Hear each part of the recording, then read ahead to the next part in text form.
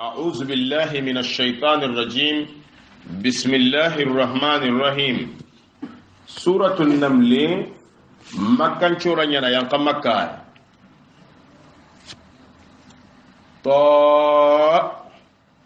سين الله أعلم بمراده بذلك الله نتا سين ورد تلك آيات القرآن كين القرآن كوافنها وكتاب أدو كتاب كوافي مبين أبانغانت قرآن كوافي أدو كتاب كوافي كتاب كيف بانغانت ينقلن فوفو مريكي كتاب نغلا كما قرآن دينا بانغان دينا لابا نتكي كمونا هدن كندي فوق الكتاب يعني وبشرى أدو نمسي وسي للمؤمنين مؤمنين كوني غني الله يمفكرين الذين كبني يقيمون الصلاة يغسلن شيغندين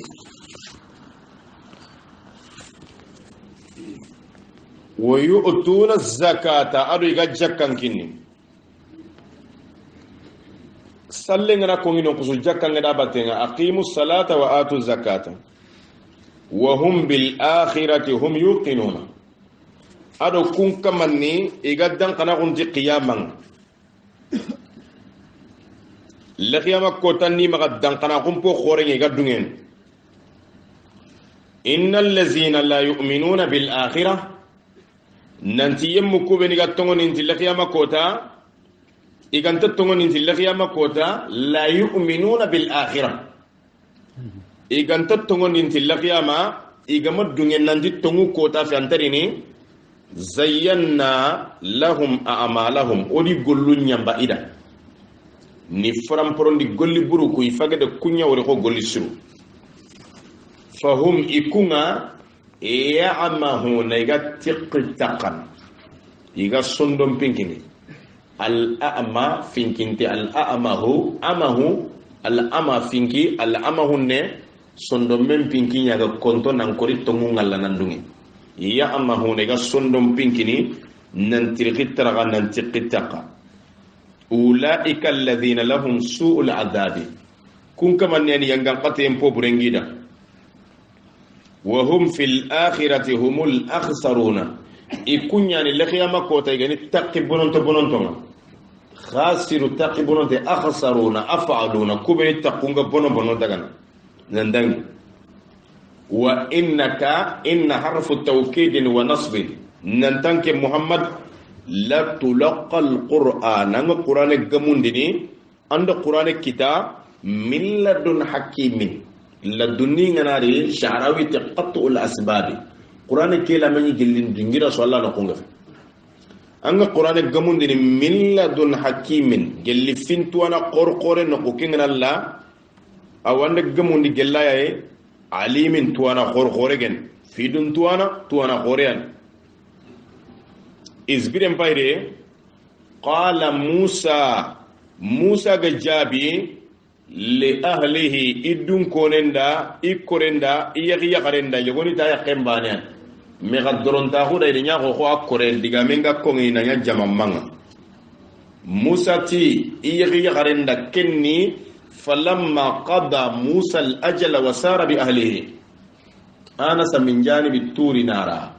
موسى قد سينون تمنيا ابن عباس تا سينون تمنيا إذا يقين كني ado yakenga sagene nambugu madiana debe aganyi ya khalifa nabillahi shuaib dingira be aga sagene nandaga awa misra nyinye kileke kama ada imbe wori dingira latia na suina na haina na hache na wori ngulate inni anastu nara nke Musa ndeimbe hache ndeimbe haina na suina ngulate nara imbego nakira يمبيو ندتو يمبيبغ نكرانيا سآتيكم خلين دغوري سورة نتي فقال لأهلهم كثوا kembati ke sura khawchu khadin ndugoyre sa'atikum sawfa istiqbaliya amidu ndo ngarini kattagay minha galli mbeke bi khabarin ndo khibari ni kattagay nangiri mbeke aw atikum walla ngarini kattagay bi shihabi qabasin ti mana yimbi monyo kimbaka khane yimbi nyoma kin kenna khane kimbaka soronti monyo kin kenna soronti nyoma solle nyani walla sokke iga aragara na kafuma me na yimbella some kenya to ne monyo soni gan kanne yogoni ti nyoma kin kenna kanne kina qabas awa aw atikum walla ndo khibare gamari ndo atikum bi shihabi qabas ndo yimbi monyo narikata shihabu ne yimbe nyakumama ati wa anna lamasna sama jinna ni tolo kamum me men ndaga fay fa wajadnaha wa kamuni muli at harasan shadidan wa shuhuba shihab o de nyire kamum paga malaikan tanganda na ro yimbin chunkumu be ga sorombi shuhuba kenna jamo ya shihabu ne yimbin chunkumba nda na de katay kende nyine mullem pakati nyam mullem dunkenga fofo mulattawe nyane nampaten ton la'allakum tastaluna peut-être khana tagamu yen yan nam petenton tubabu ni nyande koy xane gati sauvage nyana kompeng na ton al istilaw sayasla naran wa yusalla sa'ira wa yaslawna sa'ira sala tasla naran hamiya al istilaw niya nanto nambi fonga angana tinte buragana dangi awan binyo kiyani igedari ti khotto wima tastaluna al-istila ida ken qri taqamu ina tankafe to adin ngana kafe amrul mufta'alu yonki nyimenta gilina duro yimben nonga me khamulle ngana kesefo nan dangi kempanga tintono sauvage nga magri men kerindi dabate magri tintondi do antro wa faydu binia khana kha taqamu namulli bogudwa antino ga ta ga khadu bini nam petentoni bo Musa daga falamma bireke be jaa Musa gari imbenga imbeke kumunte nyani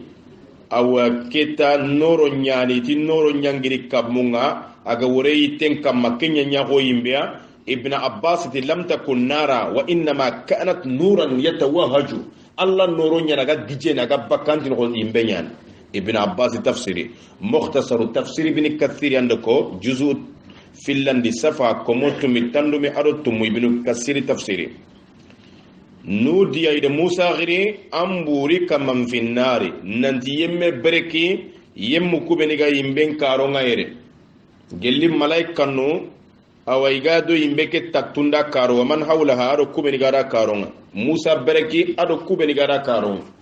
man hawlaha kuni malaikanu nya anke Musa bereki Musa kebe gari imben karanga Allah de bereke ranga awa ado malaikanu beni gara karonga bereke yiswa nudiya min janibi tur bi amburikta ya Musa bereke yanga anda khairi kita ando bereke ado kube ni gado malaikan yimbeke taktunda karonga kota malaikan nungen hawlaha akaro wa subhanallah ado senna ngallada nusabbihu Allah subhanan walla subhanallahi kongo subhanallahi kongea nalla sanondi na Qur'an daro munonin taba rabbil alamin tege foni chukama tege komon chukama Allah tadanga dalat ya Musa ya ki Musa innahu anallahu khibarin bayrikian Allah ta'ala al-azizu walla kebe drengena laga fida al-hakimu fintu ana khor gena Allah kinqo anna Musa ragana na killenya koy na sera nigati anternema aga tengni kati fir'auna wa alqi asaka musa ando ko ke sedide suratanati wa ma tilka bi yaminika ya musa qala hiya asaya qala alqiha ila akhiri ati wa alqi asaka musa ando koncedide diga meddo fondade musa de koncedi gumancedi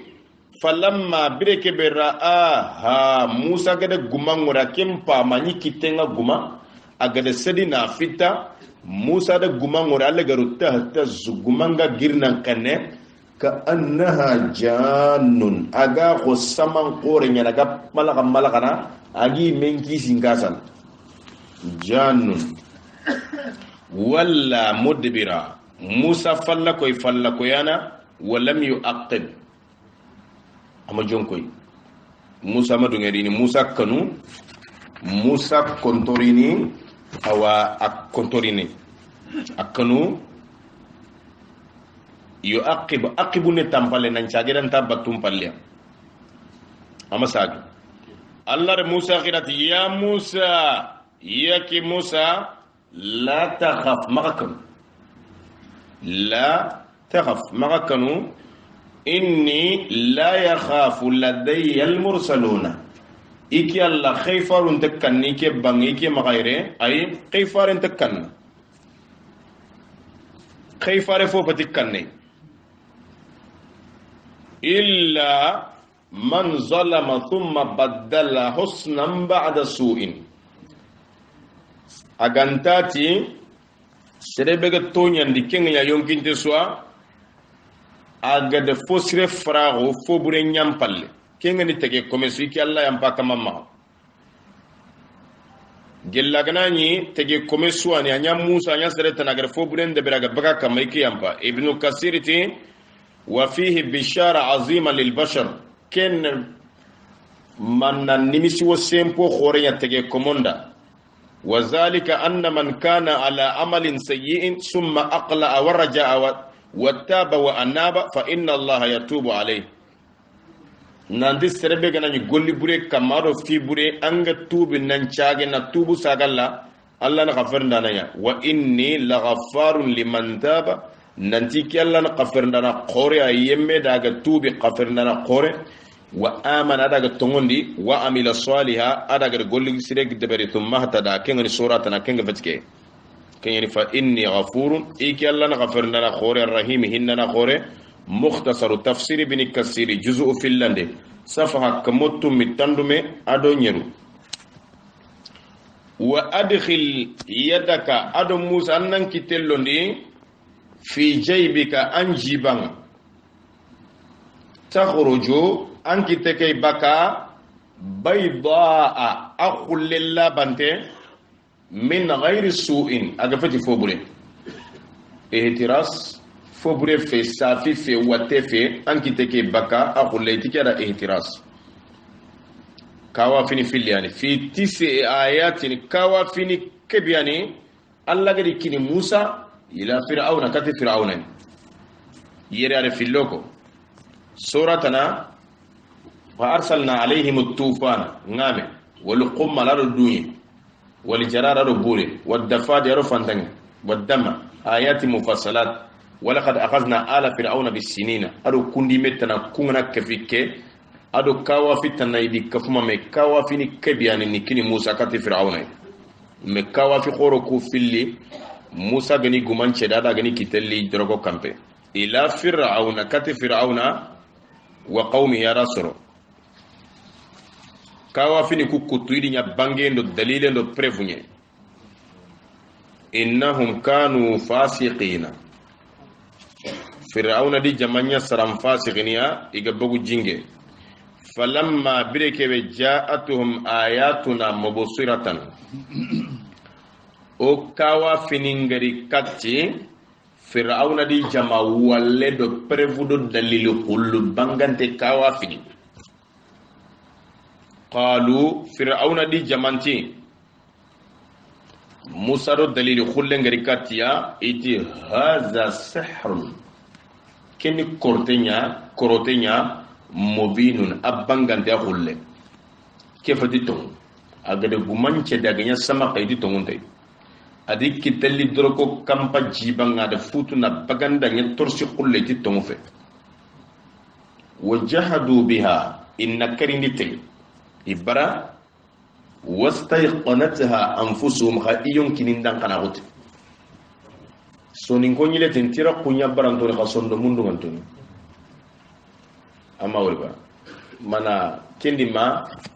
bambara ninti fadeya ye malobaliya ye mami mbinye ibo tigido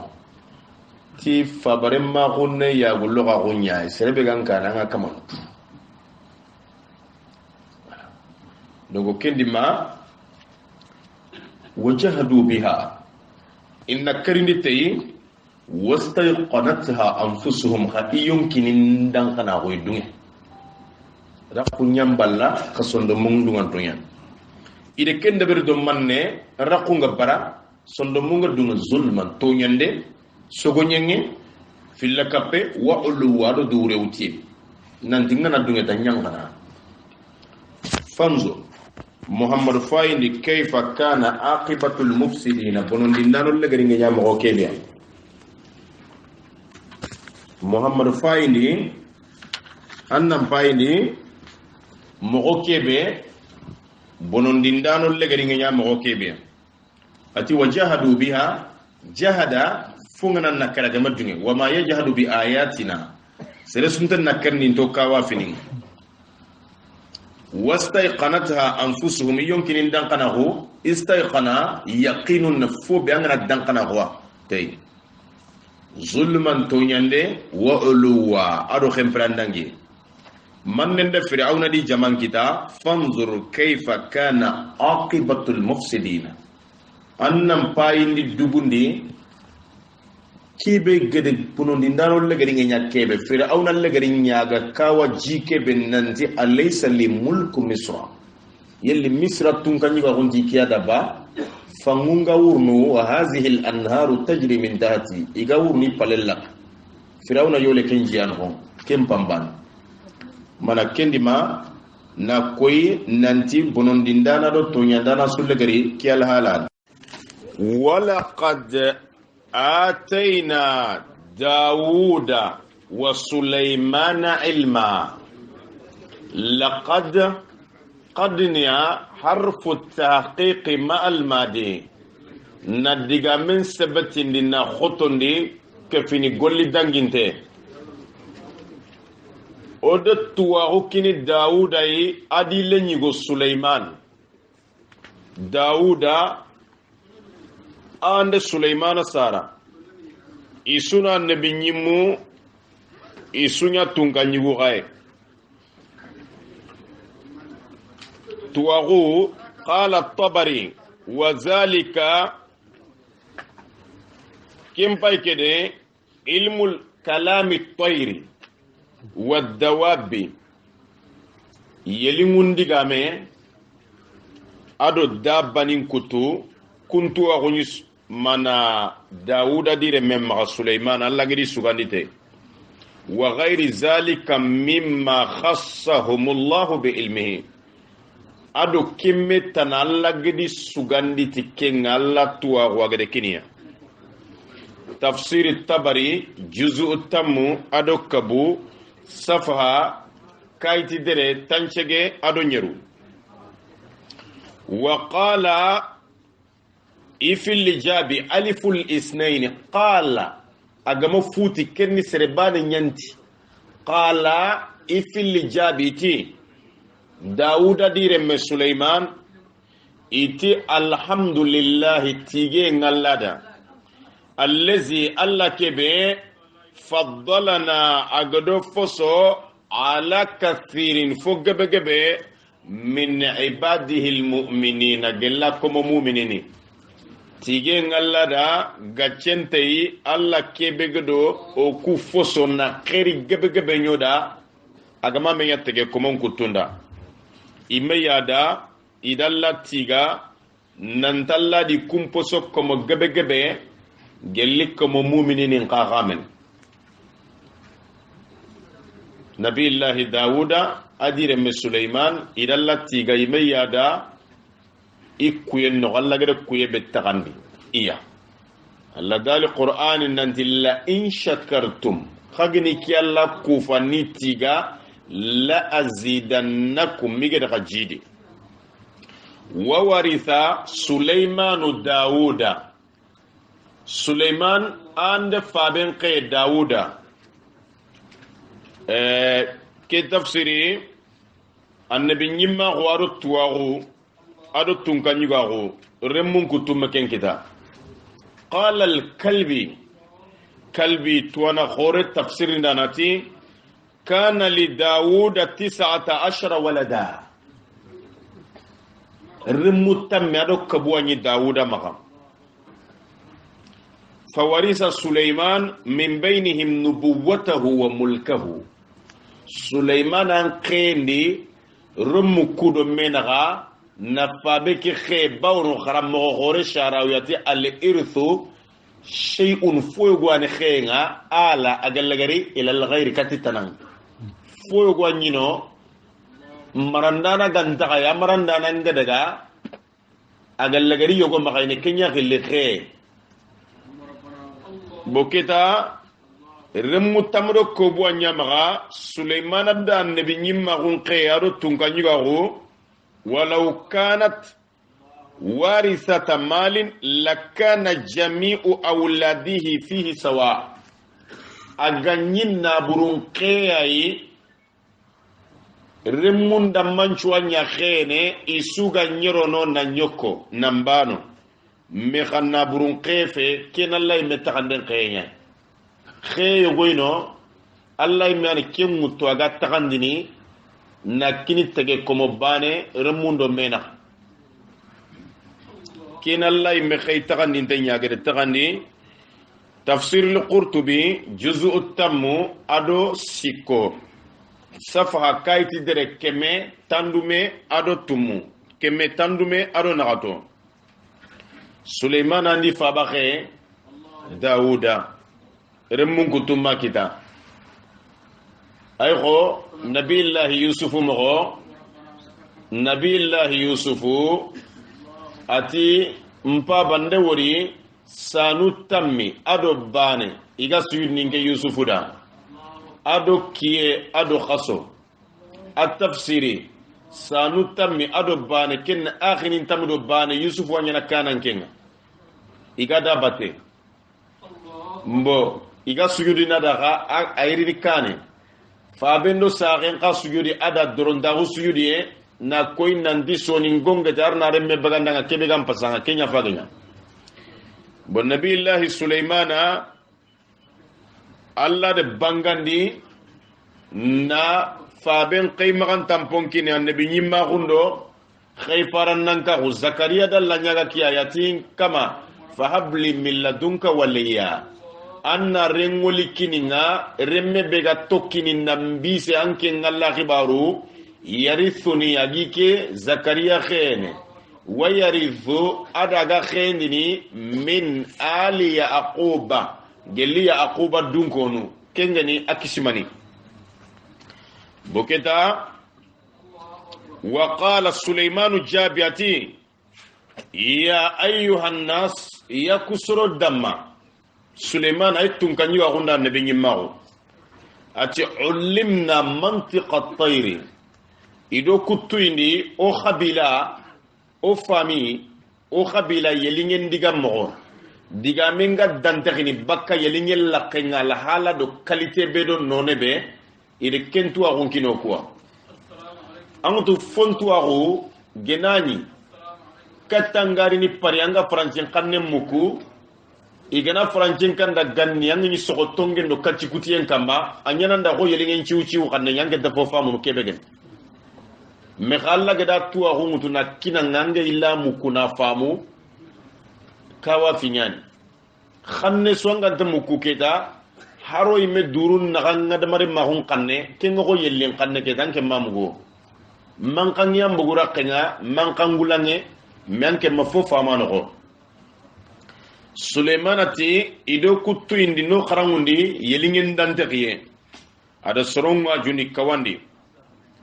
wa utina min kulli shay'in ado ide fofo kinoy fofo kumaga annabi ñimmu ñani tunka ñigu ñani adi faba inna hadha lahu alfadlu almubin suleiman jabi ati ken fasangunta gumpo qore nya fo bangante kementa amentai boketa tunka ñigo ñani tunka ñigu mbakke ñana tunka ñigu mbakke niya igati défilé fête de indépendance nin kota militaire ninga défilé ne ado gajam nyoki burunga défilé ne président ñago asembe tunka ñigo ñago sembe be gaye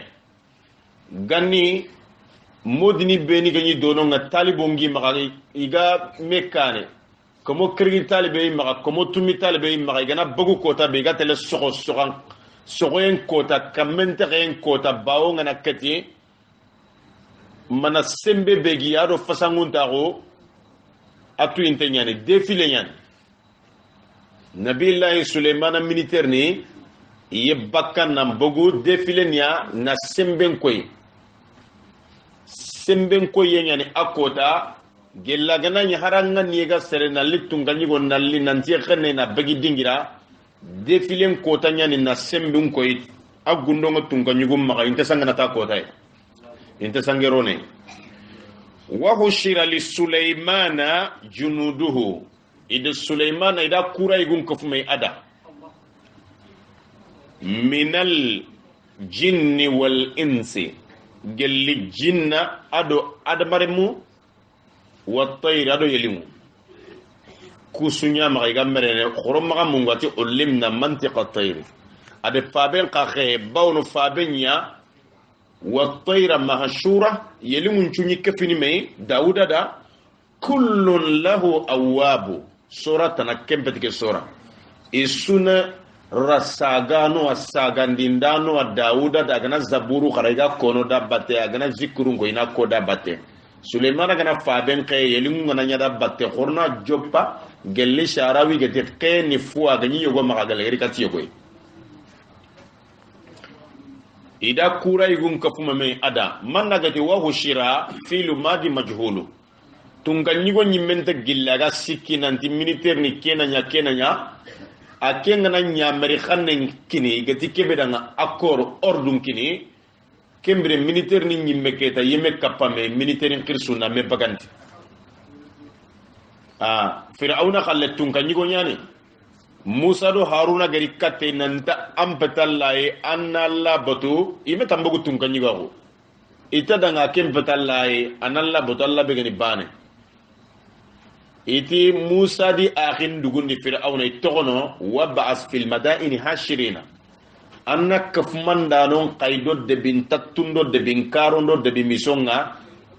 ina kortondanon do kortindanon kafumeyanda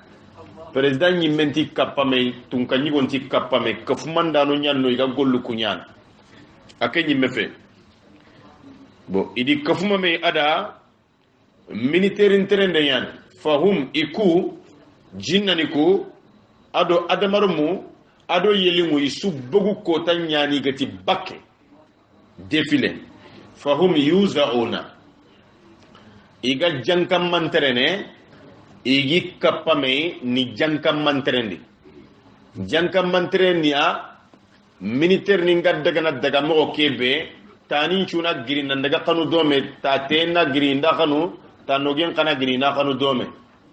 isuta tayuna daga kanu dome ana man kangen bagandi itano gun qari inten qari na kanu dome na man kangen bagandi kenni sembe nyaay nan jankam militaire impankantre fahum yuzauna تفسير قمنت قال ابن عباس جئل على كل صنف من يرد أولاها على أخراها لئلا يتقدموا في المصير كما تصنع الملوك إذا ينقل ربان سوي منها بومبيني خرسي جندرميري خرسي بوليسي خرسي ميليتيري خرسي ماريني خرسي na bane su warakane kunyani jankan terendini oga wala défilé nga lenki kiyenga mogobe télévision bane su yi manke nga kane igi I jankan terendini tunka nyigonda gi fayin anya kali en na linga tunka nyigonda tafsir tabari juz'u tammu adokabu safa tanchegedo segu hatta idha ataw itori kenyai Suleimana adi soro iga jankanterene kengani tunkanyigon terende at kuraigu militerin terende migarini ala wadin namli soran tore kya khingindare dengeyunga dingira be khingindare duna suitu soninkara khingindare tu qalat namlatun khinginye goda du togo nanti ya ayyuhan namlu yaku khinginyu jama khorom mamungu nabillahi sulaymana gelli soran jongadati ullinna mantiqa at-tayr ido tuindi yelingen digame aga dantagini mogobe wa utina min kulli shay'in ila fofo hakinoy kharaga nani khinginye nga fati yelinge agati wa utina min kulli shay'in ado ida fofo kinoy khinginye digame ngano ko ken khinginye da dutto ken dañi yogoni ci khinginyu ku xani bakke nya wakati nga sonin konti turem bonte attan ko sia sembe nyanda tan ko so khinginye bonte attan ko sia sembe nyanda tan ko so khinginyu ka kawante khirsenya keki kurumba scientifique ni ado documentaire choronde analyse khoronde berina bagandi documentaire no gede fay khinginye khirsenya khirsi finlandingia angi nyini igobongna ino kube sasa wakati gana nyemene ta kemre su sanki anga nyina hakati likunya ni magayidi gata gani gata li I wara dingira yogoni gede ko mo beti tampiye ngi gannya gana soron katu sonin kara khingindare ganyi li funchu be utuna ndigi mo gondi yogoni tele no nyakare ga bugani na ya futo ngai daidan ko tan ko te en chobo bonda donc konde gana militaire ni nyande gana khingin krisenda e kun kai sobe nyaay boketa ken kinginya de duto kinginyun jamanda nga kebe ga danterin ay ko porte parole ke da khibare ngana nyana dante kana ni gai aga gillina digamen ko na debugumen digamen ko ati ya ayyuhan namlu yaku kinginyu jama udkhulu masakinakum khalo khata quraninga khakompo masakinu igata guru kingindare kebe boto boto beni khakompo no kunyai khalo la yahtimannakum Suleiman na magara ga toni aga lopini militaire ni li kota inti wure fayni nginye hatama funga na rome na lopina toni rono meno alla dalati afara aytum ma tahrusuna khadiki alla khibari khaga kebe sokono sokampo kebe sokono a antum tazra'unahu am nahnu zari'una o kuwana sogoy khorondini na bagandi na nyai li sobeba maga kunyani istifhamun nafi hakum bi Allah taqriri Allah da nafi lakum law nasha'u aganya galingoda ja'alnahu ona khasugam pokenya hutama ona do hutama tafsirin bana fullo pilopinte fo khosonte la yahtimannakum sikandi kalla la yunbazanna fil hutama atono migede sedi jahannabankano ko kafir bureke hutama kene jahannabanka ya ga tege komen khoso no imbenyen hatama angana follo pina toni na rome la yahtimannakum Suleiman na magada ga katoni aga ka lopini aga karono me kene kinginyen diga menye wa junuduhu ada kuraibu militaire ni begada batte Suleiman di militaire ni na magari ga katoni ni nan cege ka kamma gidi makan konti nan dambi ka kamma na gatigi na rome na lopi na katoni wa junuduhu ada Suleiman kuraibu wa hum la yash'uruna ikunta tuime de inta bakala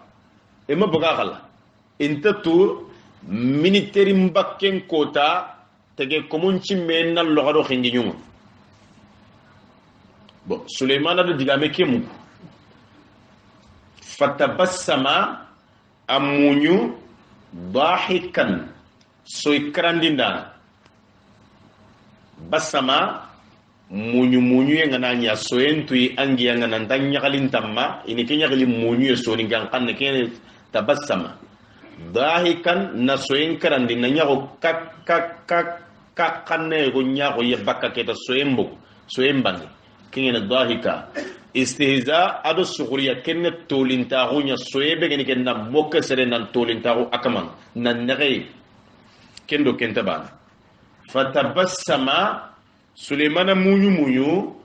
dahikan soy krandindana soy bangandindana min qawliha galli dengayen digame ken kawafinya soy kawafin chole al ibtisam wa dhahik li ta'ajjubi kawafi Allah kawafi soy nyanya nangana no serenga soyni angana kawa serenga kadi anga soyni kadi kha atwini akama ngi golle be kamaran choy mo ngi yalla hala be tayf bangeni bo kita ati wa hum la yash'uruna i'tazara intatu ina dampira kama intatu Sulemana munyu soy bangandindana gelli xingi nyendi game tunkanyigu itorungillu yan gelli ganni Allah fagade kenya tagu manjalli dikki kurumba ke kinnallai me arnyenya tana kawafin qallenya ni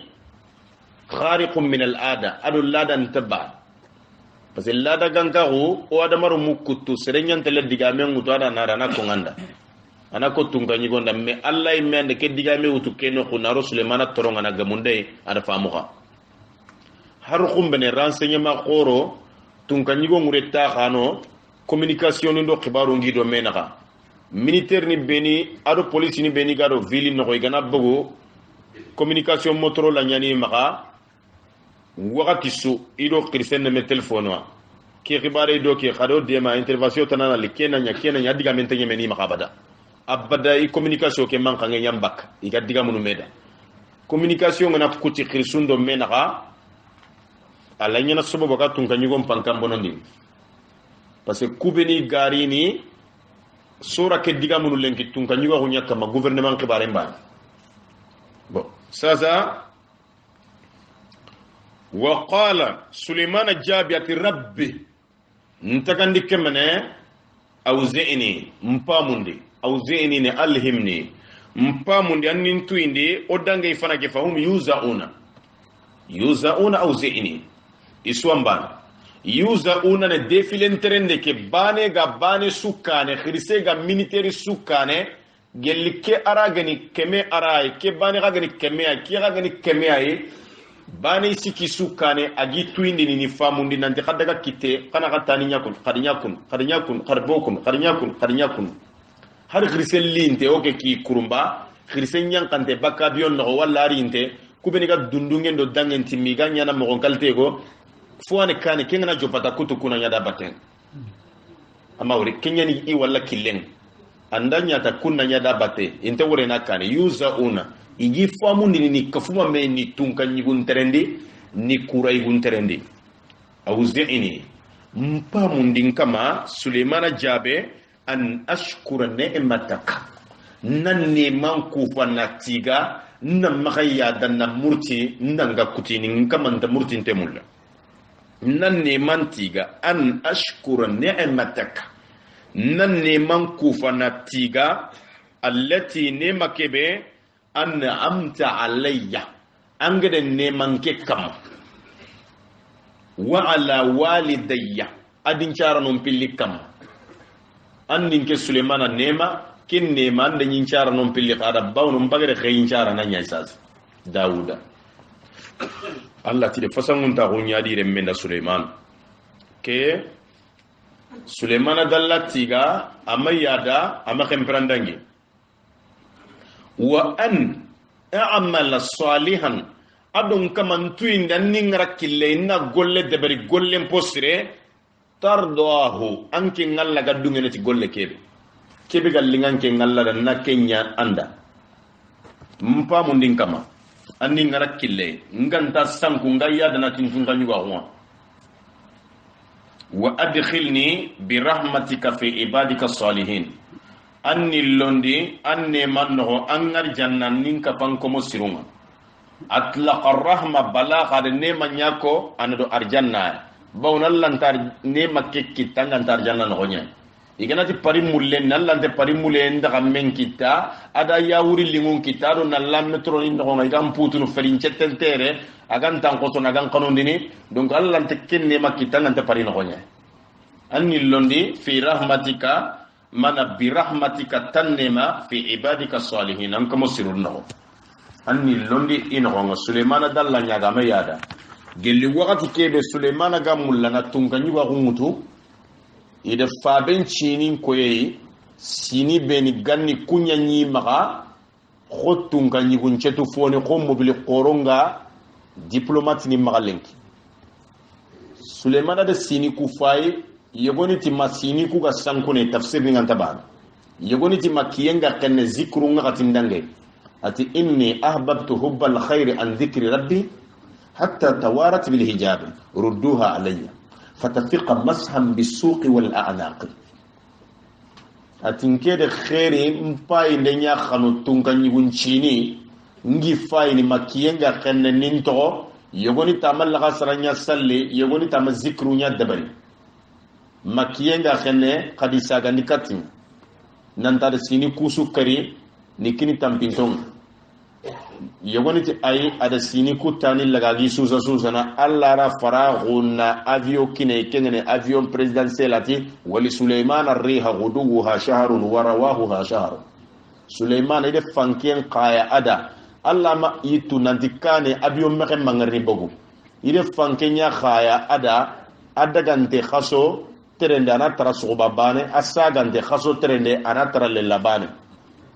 Suleiman avion presidentiel atunka nyigunga bio ine tapinya boyini jama hore na seta kamada ime dingira sugalinga danga ruha annoe haisu asaba haisu arada Suleiman agere dingira sumuru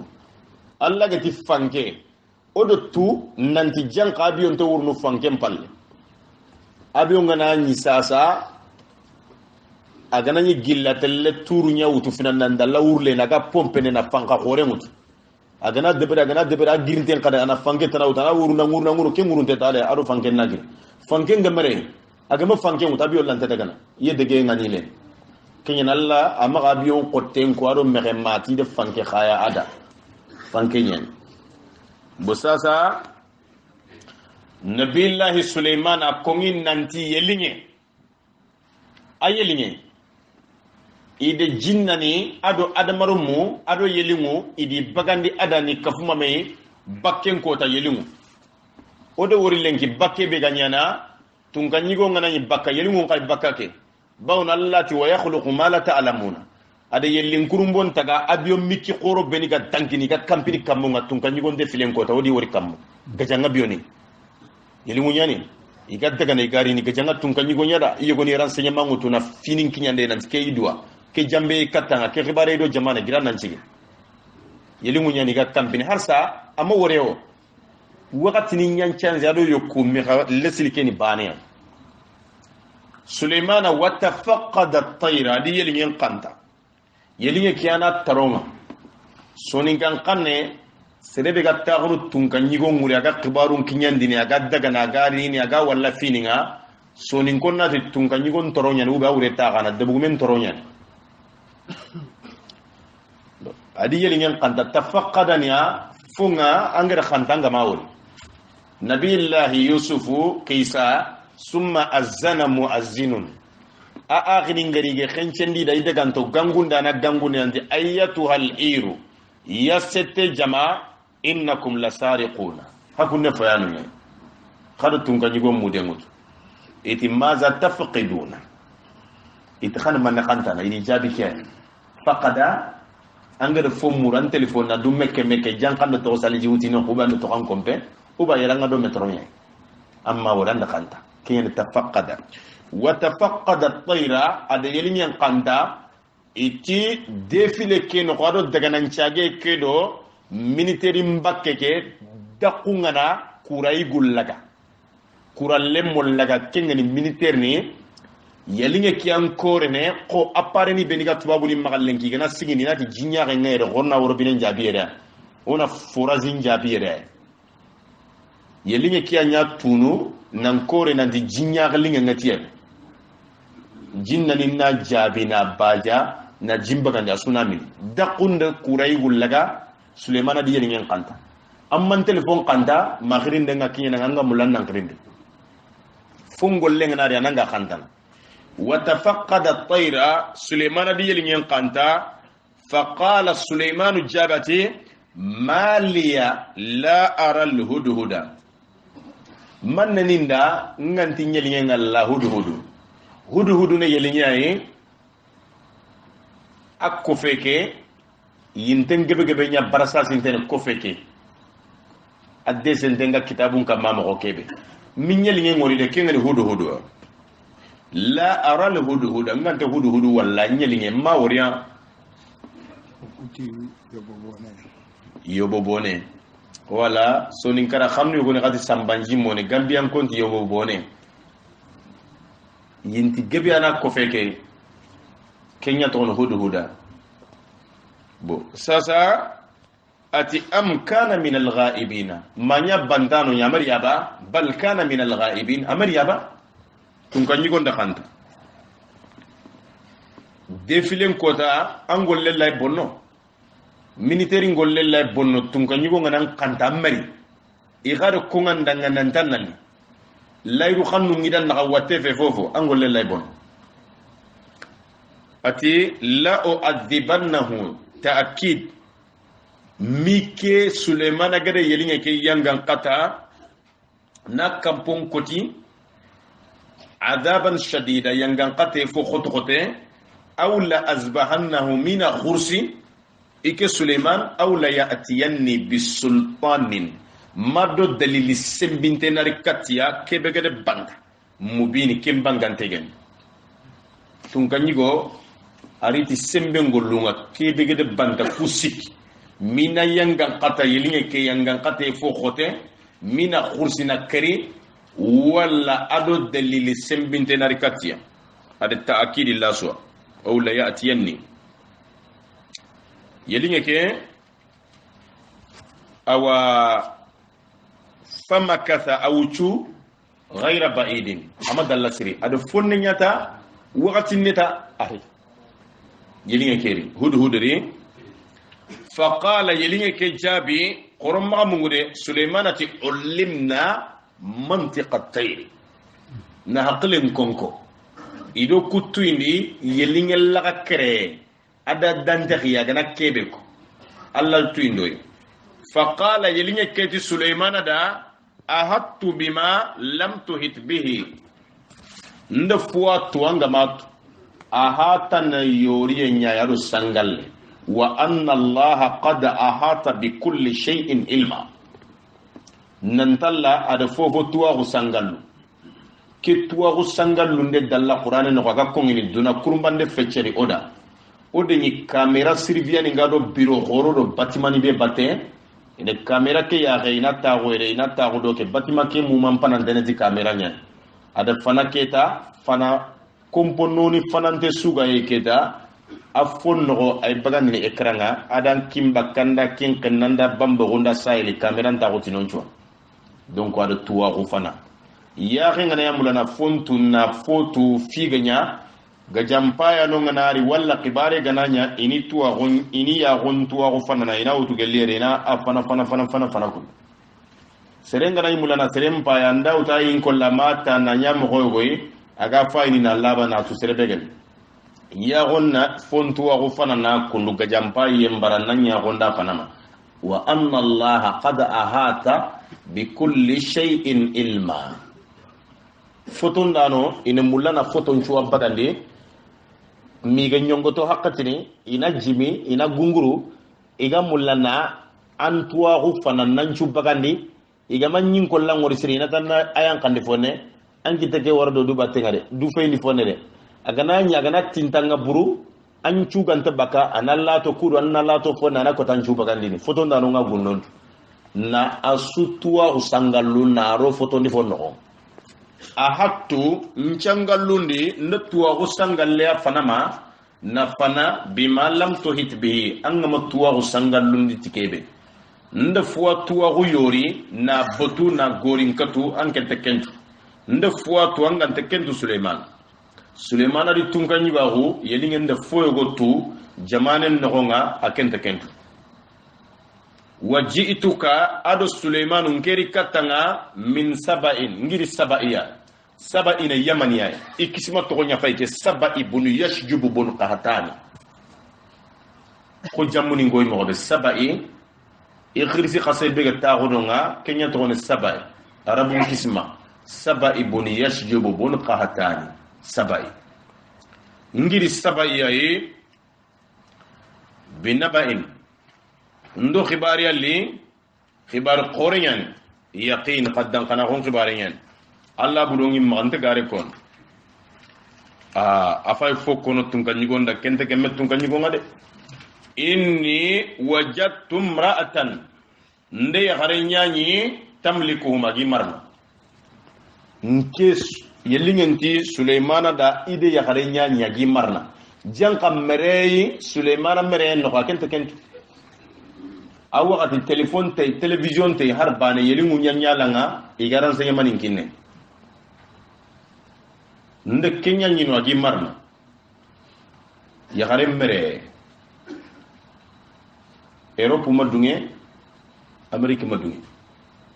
Faris sallallahu alaihi wasallam la yuflihu qaumun wallau amrahum imra'atan lan yufliha lani mare ta'bid jamante khairi kita abada ya gare nya gani tunkan ya gare ngamarandana ngel yehumbake alla da mere aro enda bakar kini gonye aro enda bakke ani go nyama ga ganyi gare maga geli wuru filandi yahulla bak me khane go nyama akar le men go nyama igo nyanka tambere ne an kata munyin ya gare marana kafir ni nyi mebre ya garun daga kanida tani manne me ko dangin inji mere mulla ya gare mere ana dingiram bonon dinia allati awaman yunashau fil hilya iga serebe ragana na takati faram proendo yambe nyay aru maganyete wa huwa fil khisami wa huwa Allah yastahzi bin Allah soyno ya wa huwa amata wa hiya de qur'anati wa huwa ataken yigu gellagana yigu aga nagatni yemmere ne ube yisiki gunchigira yigu jasante ghairu fil khisami gajanni ngati ghairu mubina lanti mo hoyme kono sakata na gajan tamlikuhum idi ya garenya nya gasaba isro marna wa utiyat min kulli shay'in ida fofo kine ya garin tunkanya gare amre qotayani fofu anada dakka bananyani igu marana igu ngajunte ala droko man meron droko bane loni bito maneme me ya gare mere anda sanje so basal fana na buga afotana ron ida fofo nyangada walaha arshun falayda nga quran qarakanyani azima gore Quran qaraka igeti pale no furu ginte nyanga na daga taghura su ga murginta taghuran su kenya to na arshu wa huwa allazi ansha lakum jannatin ma'rushatin wa ghayra ma'rushat akenga landa na uruginton taga kada ni joppa kubeni geni yillendo makka urugintenga kamo wa ghayra ma'rushatin ado furu gintam beli tigando mollendo tana ado je okuti mallinje kimbaka sonti je kulle munne nyi nyaro mollo kimbaka sonti mollo bo sasa odo tu nanti arshu ne fongara wurugi Quran qarakai maga aga palen ni kenya wuruginte walaha arshun Quran qarakai maga paleidanga azimun awuruginte adre wajadtuha idenino wa qaumaha adi soro tunkan nyagara uke bane khama daga nya fobure idadi soro nyani yasjuduna lishamsi iga sujudni kiyenda Suleiman tunkan nyigo nyani tunkan nyigo namugo nanti maraita na ijamane no nga kede toro filande qade annabi nyimme nyani khirinda na nyani ayilla muku kadinga na koy nanti yagare ke ina kiyenya batay dalla wara kusuna golle nya fo ngidi nan cigiyade yasjuduna lishamsi ga sujudini kiyenda min dunillahi gelalla tana alla ureranke alla ga fati kebe kiye alla tege komenni kiyen iye kiyen bat fasaddahum wa zayyana lahum ash-shaytanu a'malahum shaytan di gollu nyamba ni frampurundi na setanoro goro dono ngandi ko tongunya ni ga kebe kam yelinge kiyande kediga me sukiyen shaytan di gollu ku frampurundi ni makanyetu ni yamba anti no ga kebe tongunya fasaddahum shaytan di kaba awa anis sabili bakalla killempo khulle fahum ikum paide yagare kedi jama iga saba iyamani nyinge la yahtaduna inta kandene killempo khulle alla yasjudu lillahi inta sujudini alla da allazi alla kebe yukhrijul khaba aga fo mugunte mbagani kamme fi samawati kampotonyeria wal ardi aduna sogampon ka bagandi nyinyengure fo mugunte nyen ima suyudi ke ngallada yegoni ti alla ala yelli nda suyudna ke ngallada ngaba alla kebe ga kammem po mugunte bagandi kamunga na biradi ndo sogofon po mugunte bagandi nyinyeng kampotonyedo nyampotonyeri yegoni ti ay ala fedawrina ibara sujudi ni alla da alla kebe gede khairin bagandi kampotonyeriya kengani kamme ado tana na khairin bagandi nyinyengure afo mugunte bo tunkanyigo diga menno marano nyaro tunkanyigo diga megana kongi anda nanti ke golle yidua giri magango ndi tay yidua ke ribare tay ke barang bo tunkanyigo ke amaganya tordu ndepe a terinke